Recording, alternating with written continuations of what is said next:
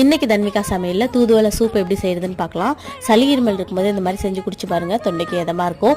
ஒரு கைப்பிடி நிறைய தூதுவளை எடுத்து கழுவிட்டு மிக்ஸி ஜாரில் சேர்த்துக்கிறேன். 3 பல் பூண்டு, ஒரு துண்டு இஞ்சி, 1 ஸ்பூன் மிளகு சேர்த்து நல்லா அரைச்சி எடுத்துக்கலாம். இப்போ ஒரு கடாயில் 1 ஸ்பூன் நெய் விட்டுருக்கேன். இப்போ அரைச்ச பேஸ்ட்டை ஊற்றிட்டு இதில் 2 டம்ளர் போல் தண்ணி ஊற்றிடலாம். தண்ணி ஊற்றி நல்லா கொதிக்க விட்டுருங்க. இதில் 2 ஸ்பூன் கார்ன்ஃப்ளவர் எடுத்து நல்லா கட்டி இல்லாமல் கரைச்சி எடுத்துக்கலாம். கரைச்சிட்டு இந்த சூப்பில் ஊற்றிடலாம். சூப்பு வந்து திக்காகிறதுக்காக தான் இந்த மாதிரி கார்ன்ஃப்ளவர் கரைச்சி ஊற்றுறோம். இதில் 1 ஸ்பூன் உப்பு சேர்த்துட்டு நல்லா கலந்து விட்டுருங்க. நல்லா கொதித்து திக்காகி வரும். 10 நிமிஷம் கொதிக்க விட்டு மேலே கொத்தமல்லி தூவி இறக்குனீங்கன்னா சூப்பரான தூதுவளை சூப் ரெடி ஆகிடுச்சு. இதை வந்து அப்படியேவும் குடிக்கலாம்.